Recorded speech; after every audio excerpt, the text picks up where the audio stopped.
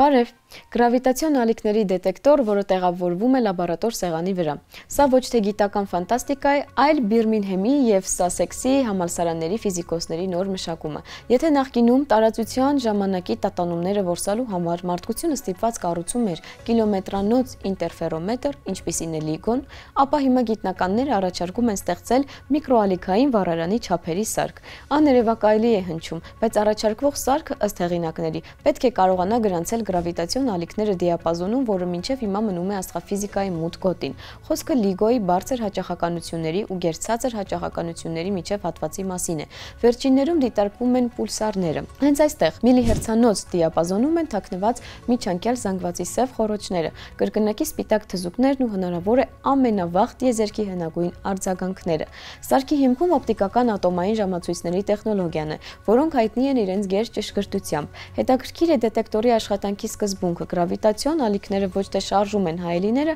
այլ թեթևակի փոխում տարածության երկրաչափությունը, ինչի հետևանքով ռեզոնատորի ներսում լույսի օպտիկական ուղու երկարությունը չնչին կերպով տատանվում է։ Երկու փոքր օպտիկական ռեզոնատոր, յուրաքանչյուրը 10-ից 50 սանտիմետր չափի, տեղադրված է ուղիղ անկյան տակ։ Ներսում լույսը հայելիների միջև արտացոլվում է հազարավոր անգամներ, կուտակելով տասնյակ կիլոմետրերի ուղի։ Սա խորամանկ միջոց է ավելացնելու սարքի զգայունությունը, չմեծացնելով չափերը։ Երբ գրավիտացիոն ալիքն անցնում է սարքով, այն ֆիքսում է լազերի հաճախականության միկրոսկոպիկ մոտ 10-ից մինուս 16 աստիճան մակարդակի շեղումը մասշտաբները հասկանալու համար։ Եթե դուք նույնպիսի ճշգրտությամբ չափեիք երկրի եւ արևի միջև հեռավորությունը, ապա կնկատեիք այս հեռավորության մարդկային մազի հաստության չափ փոփոխությունը։ Այդպիսի զգայունություն է անհրաժեշտ տիեզերքի ամենաթույլ շշուկները որսալու համար։ Իսկ հիմա ամենահետաքրքիրը։ Փոքր չափերի շնորհիվ նման դետեկտորը գրեթե չի արձագանքում սեյսմիկ տատանումներին, որոնք խանգարում են լիգոյի նման հսկաներին։ Սա նշանակում է, որ այդպիսի սարքեր կարելի է տեղադրել ցանկացած վայրում՝ լաբորատորիաներում, համալսարաններում, հնարավոր է անգամ տիեզերական սարքերի մեջ։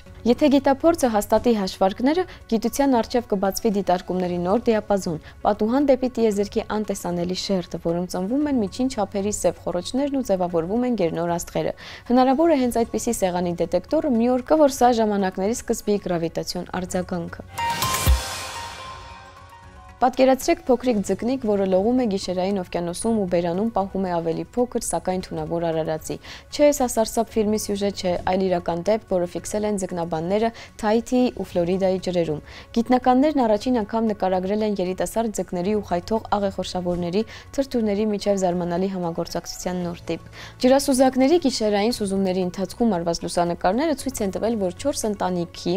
ծովային ծածանաձկների, ստավրիդների, ձուլածնոտային ու արիոմների երիտասարդ ձկները հաճախ լողում են կորալների թրթուրների հարևանությամբ, իսկ երբեմն էլ կրում են դրանց բերանում։ Տարօրինակ է, բայց այս սովորությունը ամենայն հավանականությամբ ունի սեփական տրամաբանությունը։ Բանը նրանում է, որ անգամ կյանքի վաղ շրջանում խայթող աղեղորշավորների թրթուրներն արդեն համալրված են թունավոր բջիջներով։ Ձկները դրանց օգտագործում են որպես բնական կենդանի վահան, վախեցնելով պոտենցիալ գիշատիչներին։ Իսկ եթե սպառնալիքը չափազանց մոտ է, ձուկն ուղղակի բաց է թողնում բերանից իր թունավոր ուղեկցորդին։ Գիտնականները ենթադրում են, որ սա սիմբիոզի հերթական դրսևորումն է։ Օգուտ են ստանում երկու կողմերն էլ։ Ձուկը ստանում է պաշտպանություն, իսկ կորալները կենդանի տրանսպորտ։ Բերանում տեղափոխելով աղեղորշավորների թրթուրներին, ձկներն օգնում են նրանց բնակություն հաստատել միմյանցից մեծ հեռավորության վրա, ինչը մեծացնում է պոպուլյացիաների գենետիկ բազմազանությունն ու միմյանց կապում հեռավոր կորալային խութերը։ Կորալների համար կենդանի տրանսպորտի գաղափարները ինքնին բավականին ծիծաղելի է, սակայն օվկիանոսում նման միացությունները սովորական բան են։ Ծաղրացու ձկները բնակվում են ակտինիաններում, թաքնվելով թունավոր շշափուկների ներքո, իսկ որոշ տեսակներ մշտապես ուղեկցում են մեդուզաներին եւ սիֆոնոֆորներին։ Սակայն բաց ջրում ձկների ու կորալների համագործակցությունը լրիվ նոր երևույթ է, որը նախկինում երբեք չի նկարագրվել գիտական գրականությունում։ Ու սա բազմաթիվ օրինակներից մեկն է, թե ինչպես են ստորջրյա աշխարհի բնակիչները գոյատևելու հնարամիտ ուղիներ գտնում։ Ամեն անգամ, երբ գիտնականները ավելի ու ավելի խորն են սուզվում, օվկիանոսը դրան պատասխանում է կյանքի անսահման հնարամտության հերթական ապացույցներով։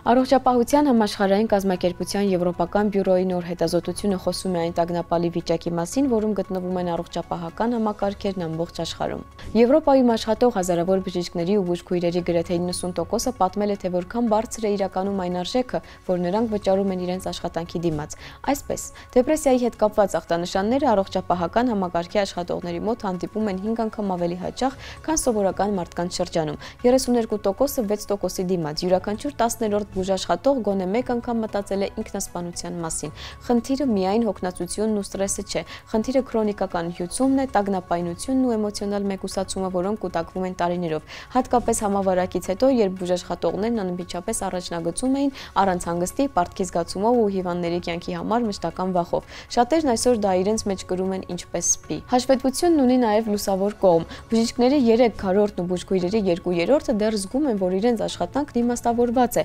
Անգամ չնայած բռնությանը, բուլինգին եւ ճնշմանը, նրանք մնում են իրենց տեղերում, որովհետեւ գիտեն, որ առանց իրենց համակարգը փլուզվելու է։ Սա ոչ միայն մասնագիտություն է, այլև ամենօրյա դիմադրության ակտ։ Ըստ էության, Առողջապահության համաշխարհային կազմակերպության հարցումը ցույց է տալիս ժամանակակից բժշկության երկակի իրականությունը։ Հերոսությունն ու խոցելիությունը քայլում են կողք կողքի, ու եթե ոչինչ չփոխվի, մի օր չի մնա բժիշկ, ով ի վիճակի կլինի բուժել ուրիշներին, որովհետև իրենց ոչ ոք չի բուժում։ Իսկ հիմա գիտական անեկդոտ։ Նախորդ տարի գիտական աշխարհը նշում էր գերմանացի ականավոր գիտնական Գաբրիել Ֆարենհեյթի ծննդյան 330-ամյակը, կամ ինչը մոտավորապես նույնն է շվեդ ականավոր գիտնական Անդերս Ցելսիուսի ծննդյան 166-ամյակը։ Իսկ այսօրվա համար այսքանը, կհանդիպենք։